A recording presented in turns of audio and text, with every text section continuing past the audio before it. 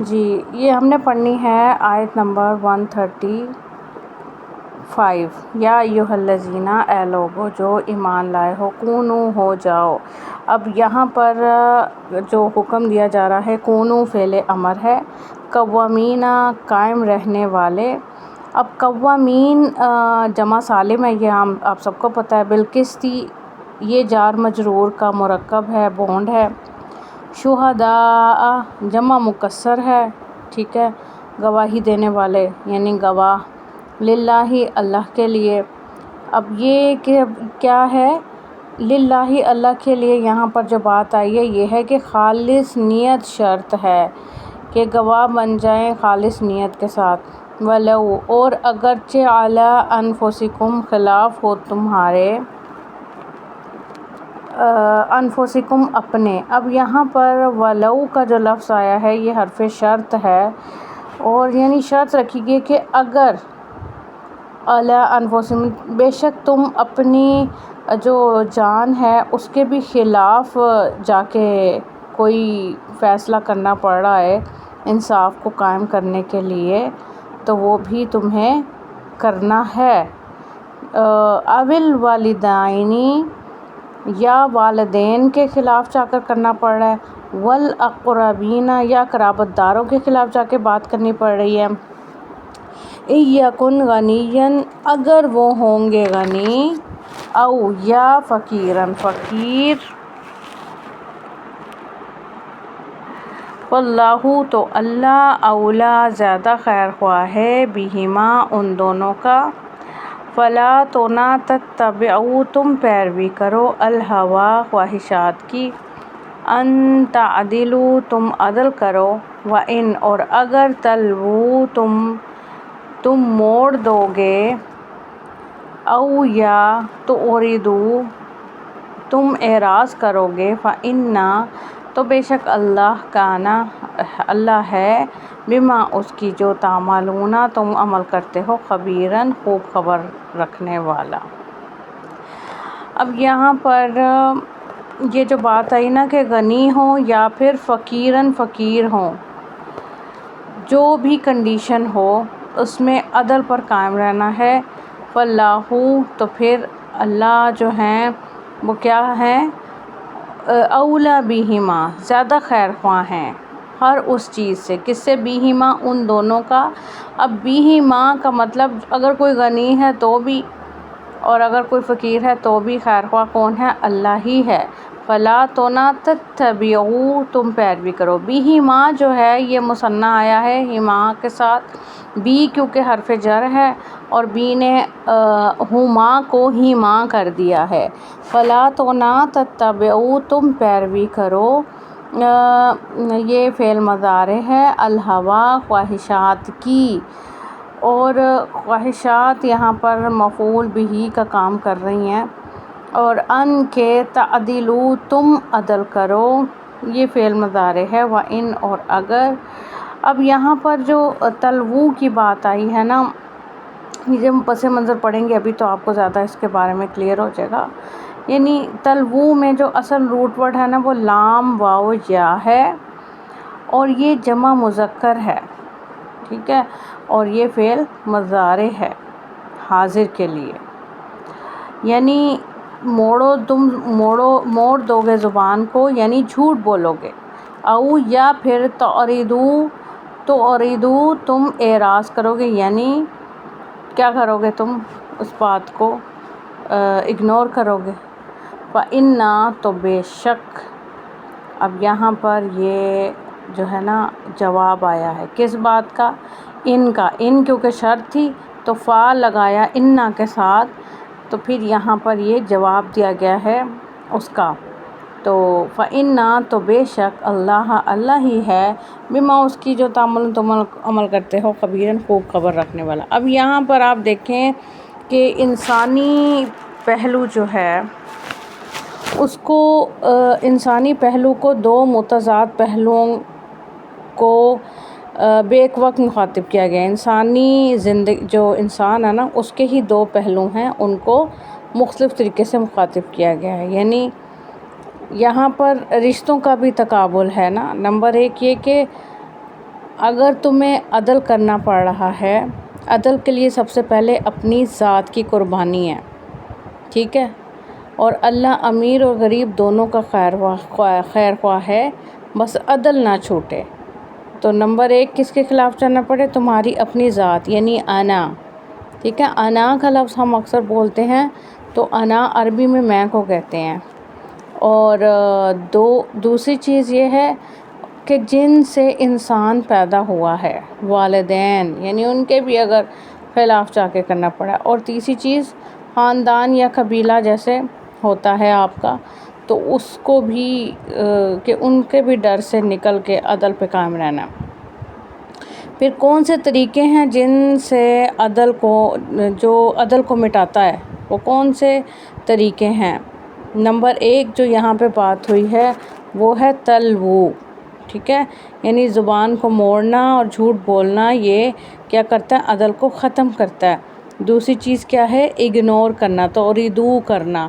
اور اب تلوو اور توریدو جو ہے، اس سے کیا مراد ہے؟ یعنی گواہی میں ہیر پیر کرنا، یعنی جو گواہی دے رہے ہیں آپ، اس میں آپ نے کچھ تبدیلی کر دی ہے۔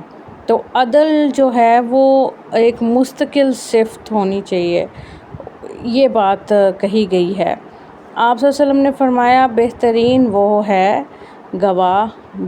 گواہ وہ ہے جو اپنی گواہی یعنی حق مانگے جانے سے پہلے ہی پیش کر دے، یعنی کوئی مطالبہ کرے کہ بھئی گواہی دو، اس سے پہلے ہی گواہ عدل پر گواہی دے دے، تو وہ اس کو آپ صلی اللہ علیہ وسلم نے فرمایا کہ یہ بہترین شخص ہے۔ اس آیت کے پس منظر میں یہ تھا کہ اسلام سے پہلے عربوں کا خاندانی نظام عصبیت یعنی نافرمانی پر قائم تھا۔ ان کا اصول تھا اپنے بھائی کی مدد کرو۔ عصبیت جو ہے نا، یہ اس کو بھی کہتے ہیں نا، اس کا میں آپ کو پھر بھی کنفرم کر دوں گی ایک دفعہ۔ تو ابھی جو مین جو بات ہے نا وہ یہ ہے کہ اپنے بھائی کی مدد کرو، خواہ وہ ظالم ہو یا مظلوم، ٹھیک ہے، یہ ان کا ایک سوچ بلڈ تھی۔ اگر قبیلے کے کسی فرد سے جرم ہو جاتا تو پورا قبیلہ عدالت یا جرگے میں سچ چھپا کر اپنے ہی جو اس کا خاندان کا جو بندہ ہوتا تھا اس کی حمایت کرتا تھا۔ تو یہاں پر ایک چیز کو بلکہ 3 چیزوں کو مد نظر رکھنے کا حکم دیا گیا۔ کیا؟ ایک تو یہ کہ امیر کا دباؤ، یعنی کوئی امیر ہے اس کے خلاف گواہی دینی ہے تو اس کا دباؤ نہ ہو کہ اگر آپ کوئی امیر کے خلاف گواہی دے گا تو معاشرے میں امیر کے خلاف گواہی دینے سے لوگ اس لیے ڈرتے ہیں کہ وہ معاشرتی طور پر پھر وہ انسان تنہا رہ جائے گا اور انہیں مالی نقصان ہوگا، کیونکہ وہ آلریڈی اتنے امیر نہیں ہوتے جو گواہ دے رہے ہیں۔ ایک مثال یہاں دی گئی۔ دوسری بات یہ کہی گئی کہ مکہ میں عدالتی یا پھر حکومتی نظام بالکل بھی نہیں تھا، تو پھر کیا ہوتا تھا؟ تیسرا مسئلہ یہ بلٹ ہوتا تھا کہ مدینہ میں اسلامی ریاست پھر قائم ہوئی تو رسول پاک صلی اللہ علیہ وسلم کی عدالت میں لوگ آنے لگے، اور اس عدالت کو چلانے کے لیے عدل اور سچے گواہ کی ضرورت تھی۔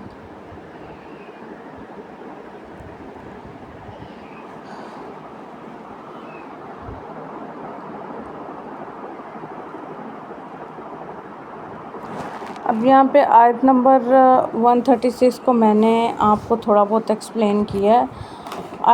آیت نمبر 136 میں یہ ہے کہ پہلا حصہ ایمان کا دائرہ ہے، جو اس کے اندر بات کی گئی ہے نا کہ یا ایھا الذین آمنو، یعنی پہلا حصہ ایمان کا دائرہ ہے، اور اس کا جو دوسرا حصہ ہے وہ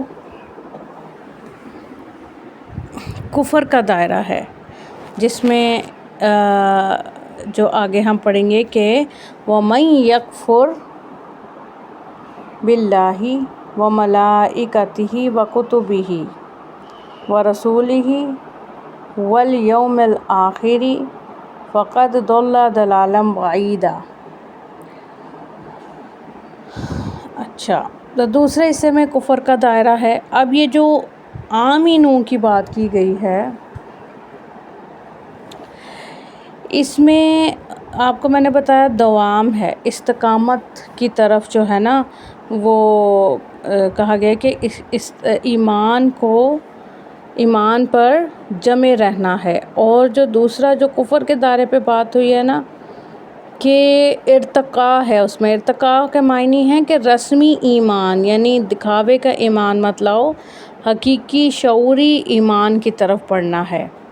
اور آخری بات جو یہ ہے کہ کل کے کل یعنی اسلام میں پورے کے پورے داخل ہونے کا حکم ہے. اب یہاں پر یہ بہت اہم بات ہے کیونکہ ہم سب لوگ مسلمان ہیں، ہم ایمان لاتے ہیں ان چیزوں پر جو اس آیت میں بتائی گئی ہیں، لیکن ہم اس کا حق نہیں ادا کرتے. تو یہ اس بات پر زور دیا گیا ہے کیونکہ ہم بہت سی چیزیں ایسی ہیں جن کو ہم اپنے آپ سے ہی اپنے اندر ہی جو ہے نا اس کو اگنور کرتے رہتے ہیں. تو مفسر قرآن جو ہیں وہ یہاں پر یہ کہتے ہیں کچھ علماء کہ جیسے عبداللہ بن سلام اور ان کے ساتھی تھے جو یہودی تھے، وہ اسلام لائے اور انہوں نے رسول پاک صلی اللہ علیہ وسلم سے کہا ہم آپ پر، قرآن پر، موسیٰ پر اور تورات پر تو ایمان لاتے ہیں، لیکن ہم عیسیٰ علیہ السلام اور انجیل کو نہیں مانتے. یہ اس آیت کا پس منظر ہے کہ اہل کتاب کا رویہ کیا تھا. اس پر یہ آیت نازل ہوئی جس نے واضح کیا کہ ایمان ادھورا نہیں ہوتا، پچھلی تمام کتابوں اور رسولوں پر بلا تفریق ایمان لانا لازمی ہے. اور کچے مسلمانوں اور منافقین کی پھر اصلاح کی بات کی گئی کہ کچھ لوگ مدینہ میں خاندانی یا قبائلی دباؤ کی وجہ سے مسلمان ہو گئے تھے، ان کے دلوں میں ایمان راسخ نہیں تھا. ان سے اس آیت کے پس منظر میں یہ مطالبہ کرتا ہے کہ ایمان کو حقیقی اور شعوری ایمان میں تبدیل کرو. یہ اس بات کا یہاں پر جو ہے نا بتایا گیا ہے. ایک منٹ ذرا.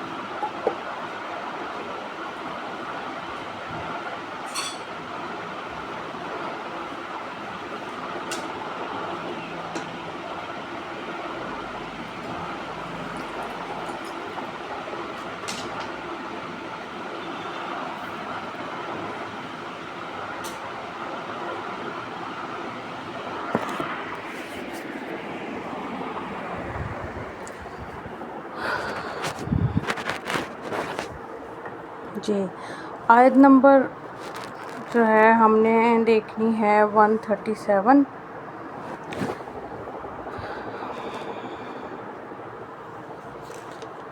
اِنَّا بے شک الذین وہ لوگ جو آمنو ایمان لائے، ثم پھر کفروا انہوں نے کفر کیا. اب یہاں پر آپ غور کیجئے کہ ثم جو ہے وہ 2-3 دفعہ اس طرح سے آ رہا ہے کہ ثم کفروا، پھر انہوں نے کفر کیا، ثم آمنو پھر وہ ایمان لائے، ثم کفروا پھر انہوں نے کفر کیا، ثم ازدادوا پھر وہ بڑھ گئے کفراً کفر میں. لم نہیں یکن اللہ ہے اللہ لیغفر کہ وہ بخش دے لہم انہیں، ولا اور نہ لیہدیہم یہ کہ ہدایت دے انہیں، سبیلا راستے کی. اب اس آیت میں جو انا جو ہے میں نے آپ کو پہلے بتایا کہ یہ حرف مشبہ بالفعل ہے، اور اس کی ڈیٹیل تو آپ بعد میں پڑھیں گے۔ اور الذین اسم موصول آمنو ایمان لائے، ثم جو ہے یہ وقفے اور تاخیر کے لیے آتا ہے، یعنی ایسا کام جو ایک تو ہوتا ہے نا واو حرف عطف ہے، اور جس کے معنی ہوتے ہیں اور، ٹھیک ہے، اور فا بھی ہے، وہ بھی حرف عطف ہے، اس کا معنی ہے پس، فوراً، پس یا پھر فوراً۔ اور تیسرا ہے ثم بھی حرف عطف ہے، لیکن اس میں تھوڑا وقفہ یا فاصلے کے بعد کوئی کام ہوتا ہے۔ تو یہاں بتایا گیا کہ انہوں نے پہلے وہ ایمان لائے، پھر انہوں نے کفر کیا، پھر ایمان لائے، پھر انہوں نے کفر کیا، اور پھر کیا ہوا، وہ اس میں بڑھ گئے۔ اب یہاں پر کیا ہے، اس میں ثم کی تکرار ہے، یعنی کنٹینیوٹی ہے۔ تو ارتقائے کفر جو ہے، یعنی ان کا جو کنٹینیوٹی کفر کرنے کا جو عمل ہے، یہ کوئی جذباتی ہو کر فیصلہ نہیں انہوں نے بدلا تھا، بلکہ ایک حالت میں کچھ عرصہ رہے تھے، پھر سوچ سمجھ کر وہ پلٹے تھے، پھر کچھ عرصے بعد پھر پلٹے تھے، یا ان کے دل کا یہ جو کچھ بھی تھا، یہ ان کے دل کا جو ہے نا مردہ ہو جانے کا ایک سبب تھا، کہ اس سے معلوم ہوتا ہے کہ ان کے دل مردہ ہو چکے تھے، جو انہوں نے بار بار ایک دو مسلمان ہوئے، پھر مرتد ہوئے، پھر مسلمان ہوئے، اور پھر جب مرتد ہوئے تو پھر اس میں مزید بڑھ گئے کہ انہوں نے دشمنوں کا ساتھ دیا۔ یعنی انسان کے اندر یہ ڈھیٹ پن موجود ہے کہ وہ جب ایک دفعہ جرم کر لیتا ہے، بعض اوقات پلٹ آتا ہے، بعض اوقات پھر جرم اس سے ہو جاتا ہے اور پھر پلٹتا ہے، لیکن پھر کیا ہوتا ہے کہ بعد میں پھر نہیں پلٹتا، اور پھر اس میں وہ پکا ہو جاتا ہے، اور اپنے جو اس کے ایسے جو دوست احباب ہوتے ہیں جن کے ساتھ وہ رہنا پسند کرتا ہے، پھر ان کے ساتھ ہی وہ رہتا ہے۔ اب یہاں پر اگر اس آیت کے پس منظر میں ہم دیکھیں تو یہاں منافقین کا تذبذب ہے، یعنی ان کا ڈاواں ڈول ہونا، یعنی مدینہ کے منافقین جو تھے ان کا یہ طرز عمل تھا کہ جب مسلمانوں کو فتح ملتی تھی تو کہتے تھے ہم تمہارے ساتھ ہیں اور ہم ایمان لاتے ہیں، اور یہ جب مشرکین یا یہود کی طرف ان سے ملتے تھے تو ان کے ساتھ ہوتے تھے، اور یہ کہتے تھے کہ ان کو یہ لگتا تھا کہ مسلمان کی تعداد تھوڑی ہے اور یہ کمزور ہیں، تو جو اصل جو طاقتور ہیں وہ مشرکین اور یہود ہیں، ان کا پلہ بھاری ہے۔ تو اس وجہ سے انہوں نے کیا کیا کہ ایمان کو ایک سیاسی کھیل بنا لیا اور اس کو کھیل سمجھتے تھے۔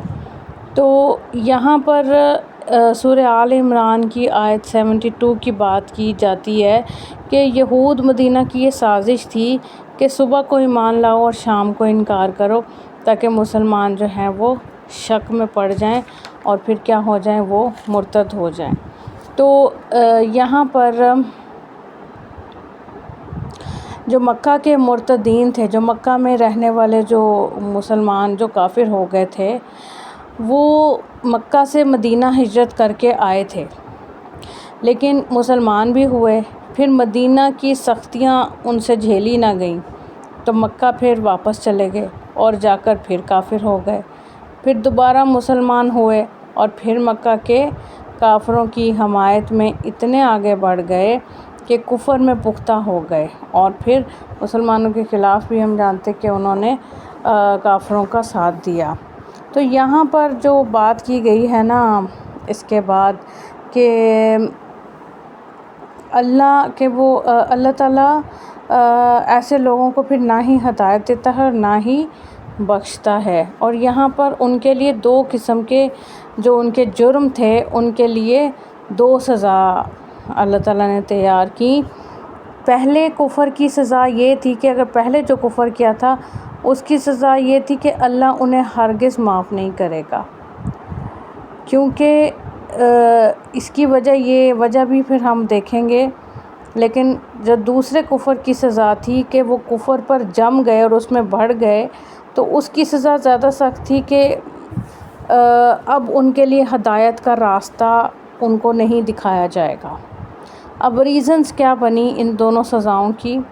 ریزن یہ بنی پہلی سزا کی کہ جب اللہ تعالیٰ انہیں بخشے گا نہیں، وہ یہ کہ وہ اس قابل نہیں کہ اللہ انہیں بخشے، اور اس کی وجہ یہ ہے کہ اللہ کی جو شان ہے اور اللہ کا جو قانون عدل ہے، اس کے علاوہ ضدی لوگوں کی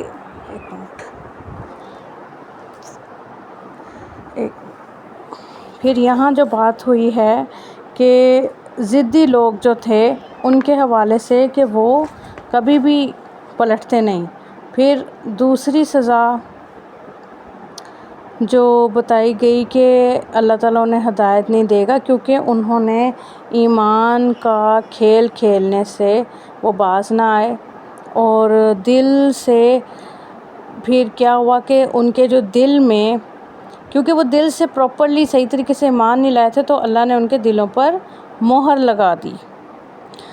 اور یہاں پر یہ بھی بتایا گیا کہ جب اللہ نے ان کے دلوں پہ مہر لگا دی کہ وہ ایمان نہیں لائیں گے یہاں تک کہ انہیں پھر موت ہی آ جائے گی، تو یہ سخت سزا اللہ تعالیٰ نے ان کے لیے یہاں پر سنائی۔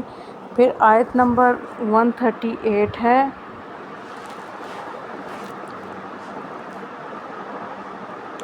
کہ بشر المنافقین بأن لہم عذابا علیما، منافقوں کو اس امر کی خبر پہنچا دو کہ ان کے لیے دردناک عذاب یقینی ہے۔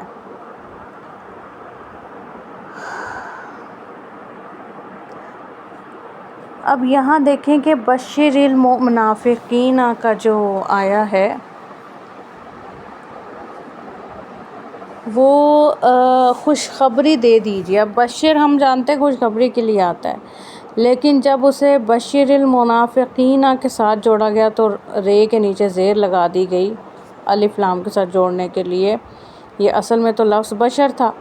تو یہاں پر یہ کہا گیا کہ منافقوں کو خوشخبری سنا دینی۔ اب یہاں پر شدید قسم کا جو ہے ان کے لیے ایک نفسیاتی طنز ہے کہ بِأَنَّ لَهُمْ عَذَابًا علیم، کہ بے شک ان کے لیے عذاب ہے دردناک، کہ وہ جو اپنی چلاکیوں سے بہت بڑی کامیابی جس کو سمجھ رہے تھے کہ ہم نے کامیابی حاصل ہم کر رہے ہیں، تو اللہ فرما رہے ہیں کہ ان کی اس کامیابی پر انہیں عذاب کی خوشخبری دے دو۔ اب اس میں اختصار اور تسلسل ہے کہ اللہ تعالیٰ نے ان کے جو عمل تھا اس کے نتیجے میں اس فیصلے کا اعلان کر دیا، حتمی اعلان کر دیا، حتمی فیصلہ کر دیا۔ اب یہ جو آیت نمبر 138 ہے، اس میں جو ہم کچھ پڑھ رہے ہیں یہ اصل میں 135 سے لے کے 137 تک کا جو ہے نا نتیجہ اس آیت میں بتایا گیا ہے، اور یہ ان کے مسلسل کے رد عمل کی وجہ سے انہیں کیا نام دیا گیا یہاں؟ منافقین۔ اور اس آیت کا پس منظر یہ ہے کہ منافقین یہ سمجھتے تھے کہ وہ مسلمانوں اور کافروں دونوں کو بیوقوف بنا کر دنیا میں فائدے میں رہیں گے۔ آپ آج بھی دیکھ لیں ایسا ہی ہے کہ منافق انسان یہی سمجھتا ہے کہ میں فائدے میں ہوں، اور اگر میں نے اپنا فائدہ کیا ہے اور دوسرے کا نقصان کر دیا تو میں تو فائدے میں ہوں۔ لیکن اللہ نے ان کے اس وہم کو دور کر کے یہ آیت جو ہے نازل فرمائی ہے، اور آیت نمبر 139 جو ہے کہ الذین یتخذون الکافرین اولیاء من دون المؤمنین ایبتغون عندهم العزۃ فإن العزۃ للہ جمیعا۔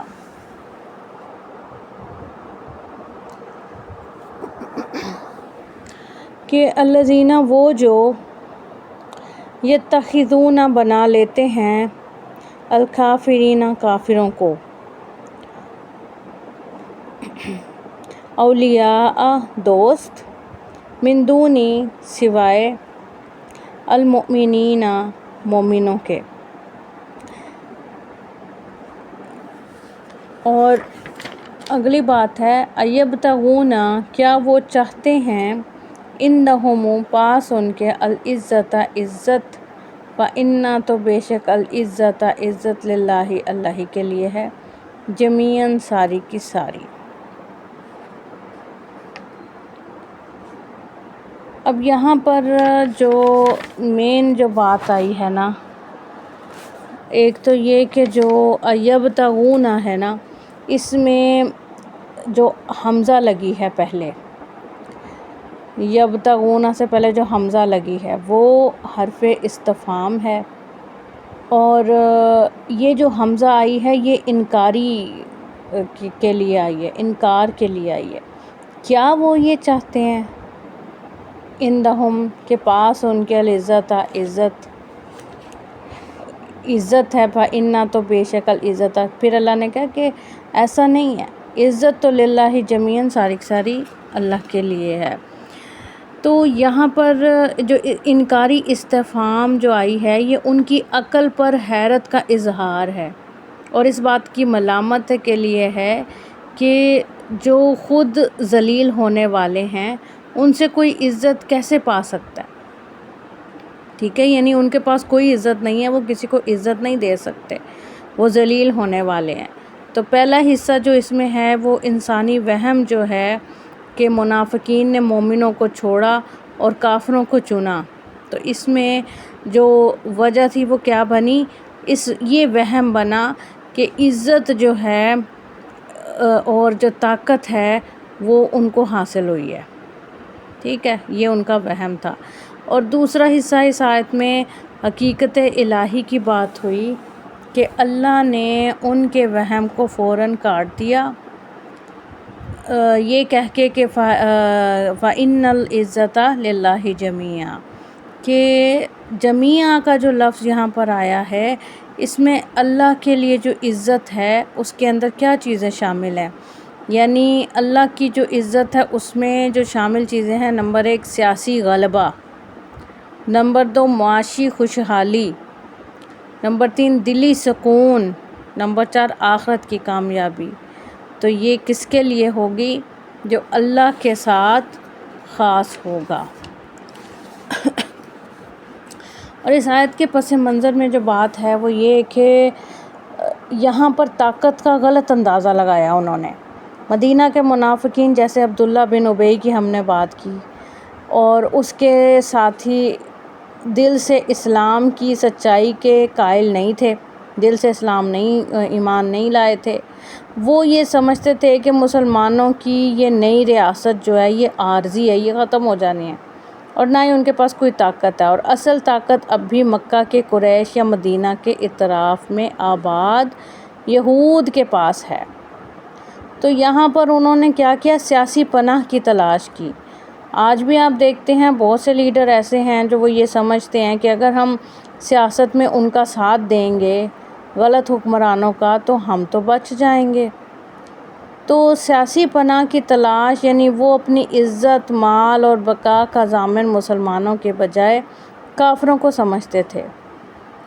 اور آج بھی آپ دیکھیں کہ کوئی انسان اگر یہ سوچتا ہے کہ اگر اپنے آپ کو اسٹرانگ کرنے کے لیے وہ ایسے لوگوں کے ساتھ تعلقات رکھتا ہے کہ جس سے اس کو ہر قسم کا فائدہ پہنچتا ہے، اور وہ اس کو یہ لگتا ہے کہ یہی انسان اس کو فائدہ، مثال کے طور پہ بہن بھائی ہوتے ہیں، ان میں سے ایک بہن جو ہے وہ ایسے بھائی کے ساتھ تعلق رکھے گی جس سے اسے لگے گا کہ یہ امیر ہے یا یہ طاقتور ہے، اس سے مجھے فائدہ ملے گا، اور ایسے بہن بھائیوں سے تعلق نہیں رکھے گی جو کہ تھوڑے غریب ہوں گے یا کسی کو کچھ فائدہ نہیں دے سکتے ہوں گے، یہ جس سے انہیں کوئی مطلب نہیں ہوگا. اور یہ ایک بہت کڑوا سچ ہے جو کہ آج بھی ہے. اور یہی وہ بات ہے کہ سیاسی پناہ کی تلاش جو ہے، تو اس میں پھر یہ کہ انہوں نے گھاٹے کا سودا کیا. تو مسلمانوں کے سامنے وفاداری کا دم بھرتے تھے، اور کافروں سے جب ملتے تھے تو ان کے پس پردہ یعنی چھپکے سے ان کے ساتھ پکی دوستیاں تھیں، تاکہ اگر مسلمانوں پر کوئی مصیبت آئے تو کافر ان کی حفاظت کریں، یعنی پھر وہ فوراً کافروں کے پاس آ جائیں۔ تو قرآنی رد عمل اس میں یہ ہے کہ اللہ نے اس آیت کے ذریعے واضح فرمایا کہ عزت اور غلبہ مادی وسائل یا کافروں کی دوستی میں نہیں بلکہ کائنات کے اصل مالک کی فرما برداری میں ہے۔ تو یہ ان آیات کا پس منظر میں نے آپ کو بتایا، اور اس کے علاوہ پوری کوشش کی کہ میں معنی مفہوم سے آپ کو ان کی تفسیر ایکسپلین کر دوں۔ باقی ریکارڈنگ جو ہوگی اس میں آپ کو مزید معلوم ہو جائیں گی چیزیں، اور باقی کے جو آیات رہ گئی ہیں انشاءاللہ پوری کوشش ہوگی کہ کل یہ پارہ مکمل ہو جائے، کیونکہ اس کے بعد تھوڑی سی چھوٹی چھوٹی آیات ہی رہ جائیں گی۔